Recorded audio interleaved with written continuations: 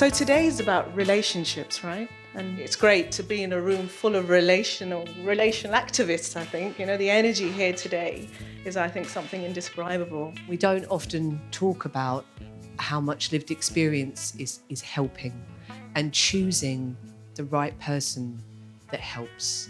If we want to have more of these models, we've got to be willing to do more of what we're doing here today, actually, to mingle, to get to meet each other as equals and as humans. If you want to be represented differently on the agenda, if you want to participate differently, if you want to pipe up and try and take something in a different direction, then try.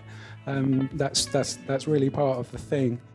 Shared lives just sounds like real and fantastic and the good life and the things we believe in, but how do we really challenge that system as activists? When we become carers, which is a movement of carers, we become activists. You become an activist and you start to challenge what you're talking about. And then when you start to care for people, they become activists and they can challenge and ask for more and say they want something different. People say the political is the personal is the political, and people are really living that. And that does tend, I think, by expanding those models, that creates, as Victoria says, a group of people who are just doing things differently, and that has ripple effects. It's easy when you're in it to slip back into the old kind of ways of bureaucracy and power. And every day, I think we need to question that in everything that we do. We need to question, where's the power? Charlie Chaplin said, you need power only when you want to do something harmful. Love is enough to get everything done. Leland Rufus and Juana Edawida, both social workers who were working in the community, not in government, and they came with a completely fresh perspective on how this should be done, how it could be done. And they set out going out to community, talking to families, talking to children, talking to Māori social workers about the ways that they were practicing and working sort of under the radar and around the organisation to connect with families, having to break quite a few rules to get the work done in a culturally appropriate way. It's that degree of being human and being lateral. It's the relationship that counts, and the relationship involves actually at the right times breaking the rules and doing something a little bit weird. I would class myself as an activist, a social activist, but I'm not the type to go stand outside court with banners shouting about what's gone wrong in my life and what should have been right and stuff. But actually I use creative methods. We often come together at times of crisis, at times of difficulty, and we have to acknowledge that in any relationship, whether it's with your partner at home or whether it's with a child or a parent, it's always characterised by the difficult moments, isn't it? It's about how we are thoughtful in those moments and still treat people with respect and compassion, I suppose. I speak to people on the street, on the bus stop, in the toilet, I don't care. And I'm looked at as if I'm crazy. I'm not crazy. I like to talk. So, having sometimes by someone telling you everything about them, it's not because they're crazy or there's something wrong with them.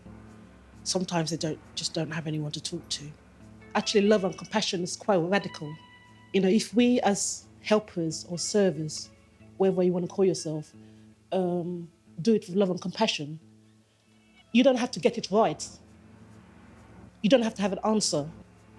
But love and compassion will connect you and it will help that person begin to trust you. That's what has changed this earth. Love and compassion, To love is to act, truly. I love this, to love is to act. Activism has animated my life. We have a lot more agency than we think in changing things that feel like they've been around forever. Slowly, things like today, will help people come together to realise they're not alone, that there's lots of other people like them, and you become a movement, essentially. And that movement starts to build a new system. Leadership is very important in these organisations. Not that leaders are important, there's a distinction in that, but leadership in the organisation is very important. You have to share that power, you have to acknowledge the skills and insights of people. You have to, when you try and create change, accept that people on the front line know better than me, and sit down with them and say, let's design this together. And we say we want this to be a better borough place where everyone has the chance to succeed and nobody is left behind and everybody has a voice.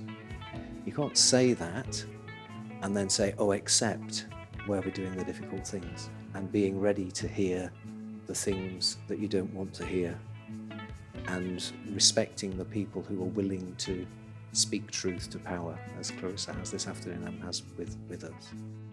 My support network is predominantly social workers, which is shocking considering that a few years ago, you know, I would not have walked foot in here and felt comfortable. I would not have walked in here and felt like I could sit in front of all you people and look you dead in the eye and tell you what happened. Do you know what I mean? But actually, I've come such a long way, and my kids are still not home, and I've still managed to come that way, and that's somebody that I stood in court and was told that I cannot parent adequately, yeah?